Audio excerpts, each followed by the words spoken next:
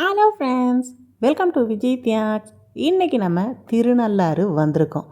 திருநள்ளாறு இந்த ஆலய வரலாறு தான் பார்க்க போகிறோம். தொடர்ச்சியாக பாருங்கள். இந்த ஆலயம் வர்றதால என்னென்ன பலன்கள் இருக்குது அதையும் நம்ம தொடர்ந்து பார்க்க போகிறோம். திருநள்ளாறுனாவே சனி பயிற்சி ரொம்பவே கோலாகலமாக இருக்கும். 6/3/2026 வெள்ளிக்கிழமை பார்த்திங்கன்னா சனி பயிற்சி நடக்குது. கும்பராசிலேருந்து மீன ராசிக்கு மாறுது. மீன ராசிக்கு பார்க்கும்பொழுது ஜென்ம சனியாக வருது. கும்பராசி பாத சனி, மேஷ ராசி விரய சனி, சிம்மம் அஷ்டம சனி, தனுசு அர்த்தாஷ்டம சனி, கன்னிராசி கண்டக சனி, ரிஷபம் லாப சனி, மிதுனம் கர்ம சனி, விருச்சிகம் பஞ்சம சனி, மகரம் சகாய சனி, துலாம் ரோக சனி, கடகம் பாக்கிய சனி.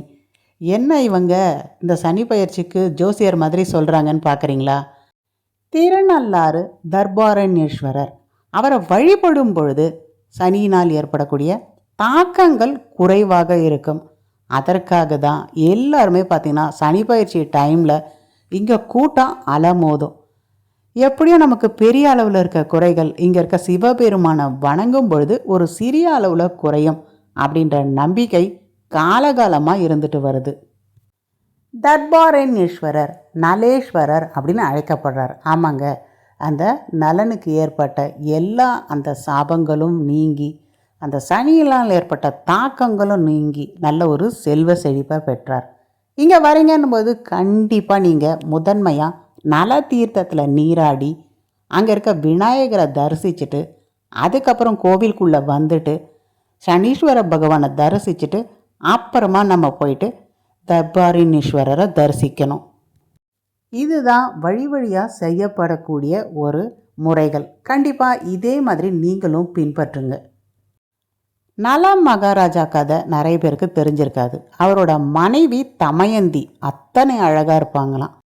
இந்திரன் தமயந்தியை மணக்க விரும்பியிருக்காங்க. ஆனால் தமயந்தி நல மகாராஜாவை திருமணம் செய்துட்டாங்க.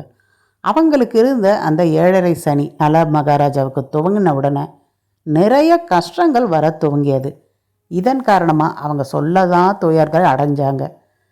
7.5 சனி துவங்குதுன்னா நம்ம மரத்து மேலே இருக்கோம்னா கீழே பார்த்தீங்கன்னா சிங்கம், புலி, மேலே கொஞ்சம் பாம்பு, பக்கத்துலேயே தேனி கூட களைச்சி விட்டா மாதிரி தேனி கொத்துறது அப்படின்ட்டு 1008 பிரச்சனைகள் வரும். கண்டிப்பாக அதை அனுபவித்தவங்களுக்கு தெரிஞ்சிருக்கும். அந்த பிரச்சனைகள்லாம் நமக்கு வரத்துக்கு முன்னே இங்கே நம்ம சிவபெருமானை வணங்கும் பொழுது சிவபெருமான் எப்பயுமே என்னை வணங்குறவங்களுக்கு தொல்லைகள் நீ கொடுக்கக்கூடாது அப்படின்ட்டு ஒரு வரம் கொடுத்துருக்காரு. அதன் காரணமாக இங்கே இருக்க சனீஸ்வர பகவானுமே சரி நிறைய தொல்லைகள் கொடுக்க மாட்டார். இருந்தாலும் நம்ம பாவ புண்ணியம் பண்ணியிருக்கோம்ல, அதுக்கேற்ற மாதிரி குறைந்த அளவில் தண்டனை கிடைக்கும். பெரிய பாறாங்கல்ல முட்டுறதோட சின்ன ஒரு கல்லில் காலில் இடித்து அதில் கொஞ்சம் ரத்தம் வருதுன்னு வச்சுக்கோங்க, அதுதான் சின்ன அளவில் பிரச்சனை தீர்றது. அதுக்காக தான் இங்கே மக்கள் பார்த்திங்கன்னா 6ஆம் தேதி வெள்ளிக்கிழமை வந்து பாருங்கள், இங்கே நிற்க கூட இடம் இருக்காது. எல்லாருமே இந்த நீல நிற மலர்கள் இதை வாங்கி சனீஸ்வர பகவானுக்கு சாத்திட்டு அவர்களுக்கு வாழ்க்கையில் தொல்லைகள் வரக்கூடாது அப்படின்ட்டு நிறைய மக்கள் வருவாங்க. கண்டிப்பாக அன்னைக்கே வரணும்னு இல்லை, தொடர்ந்து ஒரு வாரங்களுக்கு எப்போ வந்தாலும் உங்கள் ராசியை சொல்லி இங்கே அர்ச்சனை பண்ணிக்க மறக்காதீங்க.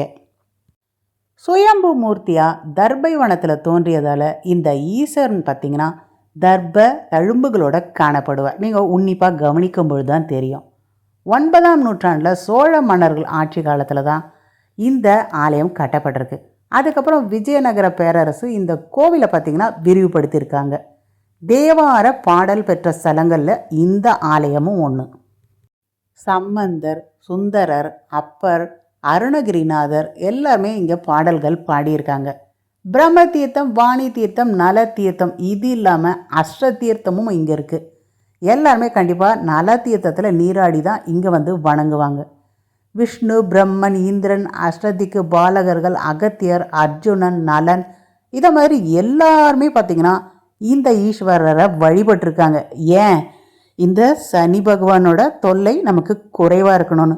அவங்களே வழிபட்டிருக்காங்கன்னா கண்டிப்பாக நம்ம இங்கே வந்தே தான் ஆகணும்.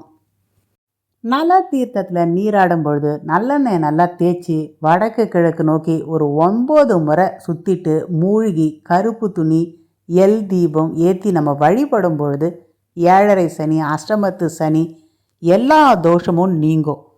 மூர்த்தி தீர்த்தம் தலம் எல்லாமே இங்கே சிறப்பு வாய்ந்ததாக கருதப்படுது.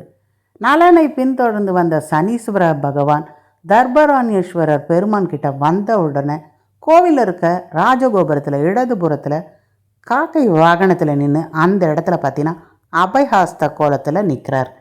அங்கே தான் நம்ம இப்போ தரிசிக்கிறோம்.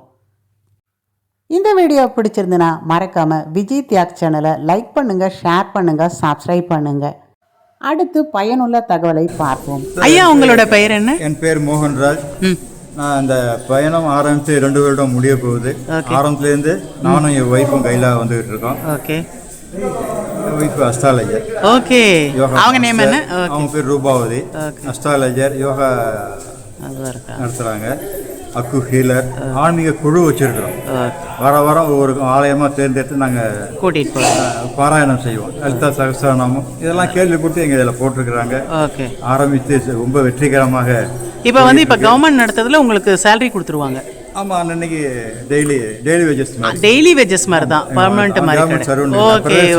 ஸோ இந்த கைட் மாதிரி அவங்க அப்பப்போ யூஸ் பண்ணிவிட்டு அவங்களுக்கு பணம் கொடுத்துட்ற மாதிரி அதை மாதிரி நீங்கள் பண்ணிவிட்டு. இப்போ நாங்கள் புக் பண்ணுறதுனா எப்படி புக் பண்ணுறது? நம்ம டிஎன்எஸ்டிசி பஸ் டிக்கெட் புக்கிங் ஆப்னு இருக்கு. ஓகே. டிஎன்எஸ்டி புக்கிங் ஆப்னு. ஓகே. அது உள்ளே போனீங்கன்னாக்கா உங்களுக்கு நவகிரக டூர்னு வரும். இப்போ நவகிரக டூர் மட்டும்தான் இருக்கா? இப்போ கவர்மெண்ட்ல நிறைய இருக்கா? இருக்கு. சும்மா சுற்றி உள்ள முருகன் கோயிலுக்கெல்லாம் பஸ் விட்டுருக்கிறோம். ஓகே. சனி ஞாயிறு மட்டும். ஓகே. இது வந்து இப்போ அந்த ஆப்குள்ள நம்ம போகும்போது இந்த டூருக்கான டீடைல்ஸ் நிறைய வந்துரும்ல, அப்ப என்னென்ன இருக்குன்னுட்டு வந்துரும். என்னென்ன பேக்கேஜ் இருக்குன்னு வந்துரும். ஓகே. நவகிரக பேக்கேஜ்னு இருக்கு, அந்த 6 முருகன் பேக்கேஜ்னு ஒன்று இருக்கு. அதாவது முருகன் பேக்கேஜ்னா 6. ஆனா இப்போ அது உள்ள போயிட்டானா நம்ம டீடைல் பார்த்துக்கலாம். ஓகே. இப்போ நம்ம ஏசிக்கு நான் ஏசிக்கு எவ்வளவு பணம் ஆகுது? ஏசி நம்ம ஆன்லைனில் 1403 ரூபா. 1403. ஓகே. நேராக வந்து டிக்கெட் இருந்து வாங்கும் பொழுது 1350. நான் ஏசி இருக்கு, அதுக்கு வந்து 790 ரூபா ஆன்லைனில் ஜிஎஸ்டியோட. நேராக வந்து டிக்கெட் இருக்கு வாங்கிக்கலாம் அப்படின்னாக்கா 750 ரூபா. 750. நாங்கள் நேரில் வரும்போது எங்களுக்கு டிக்கெட் கிடைக்க வாய்ப்பு இருக்கா? 1-2னா கிடைக்கும். 1-2னா அதில் வந்து கைடுக்கு நாங்கள் 2 சீட்டு வச்சிருக்கிறோம். ஹேண்டிகேப் சீட் 2 இருக்கு. அது வந்து மேக்ஸிமம் ஹேண்டிகேப் புக் ஆகும். இப்போ மோஸ்ட்லி நாங்கள் புக் பண்ணி வர்றதா நல்லதுன்றீங்க. நல்லது. ஆமாம், ஒருத்தர் 2 பேர்னா பிரச்சனை இல்லை.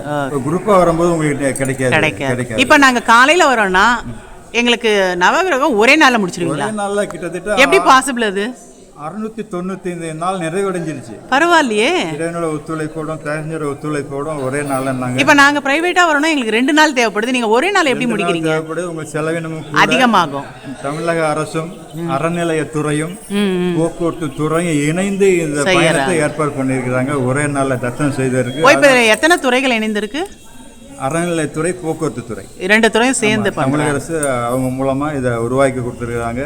எல்லா மக்களும் பயன்பெற அளவுக்கு நானேசியில் 750 ரூபா தான். பரவாயில்ல. அது ஃபுட்டு தனி, ஃபுட்டு அவங்களோடது. இப்போ நீங்கள் போக்குவரத்துக்கு மட்டும்தான் இந்த கட்டணம் சொல்கிறது. ஃபுட்டு வந்து காலையில் 60 காஃபியோட நமக்காக.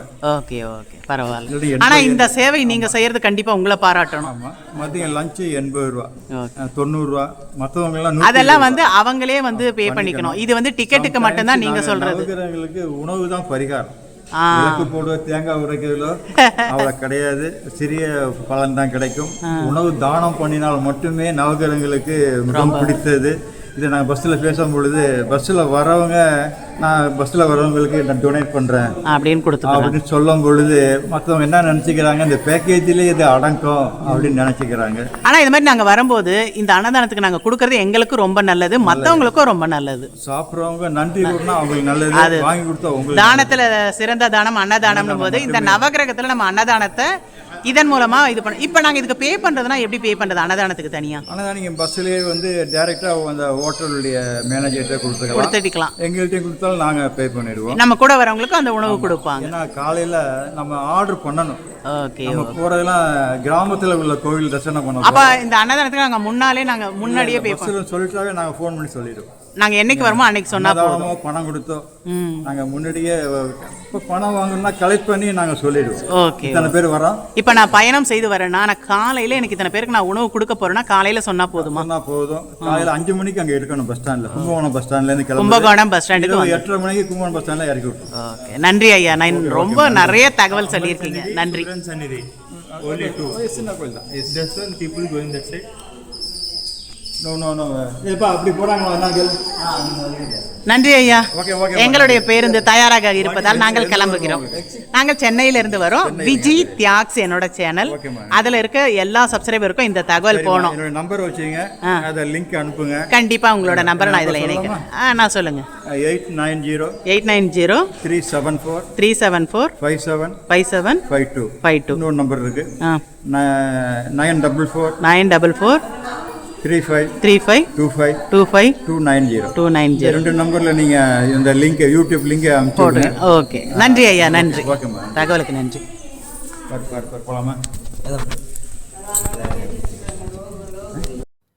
உண்டி கொடுத்தோர் உயிர் கொடுத்தோர், அன்னதானம் தான் தானத்தில் சிறந்ததுன்னுவாங்க. கண்டிப்பாக நவகிரகம் நீங்கள் இந்த மாதிரி டூர் போகும் பொழுது ஒரு 5 பேருக்காவது அன்னதானம் செய்ய மறக்காதீங்க. எத்தனை தேங்காய் உடச்சி நம்ம அர்ச்சனை பண்ணாலும் இந்த அன்னதானத்துக்கு மிஞ்சினது எதுவுமே இல்லை. அதை தான் பார்த்திங்கன்னா அந்த ஐயாவும் சொன்னாங்க. தமிழ்நாடு கவர்மெண்ட் பார்த்திங்கன்னா இப்போ நமக்கு கும்பகோணத்துலேருந்து நவகிரக பயணம் இதெல்லாம் தரிசிக்கிறதுக்கும் ஆர்கனைஸ் பண்ணியிருக்காங்க. அதை பற்றின தகவல் தான் கொடுத்துருந்தாங்க. கண்டிப்பாக உங்களுக்கு யாருக்குன்னா பயனுள்ளதாக இருக்குன்னும் பொழுது கமெண்ட்ஸில் சொல்ல மறக்காதீங்க.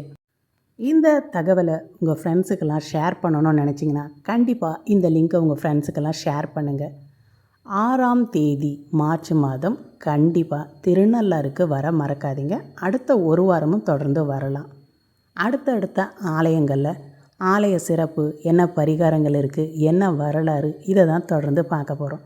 500க்கும் மேற்பட்ட சிவாலயங்கள் பதிவு போட்டிருக்கேன். பார்க்காதவங்க பாருங்கள். பெண்களை ஊக்கப்படுத்துங்கள். நன்றி.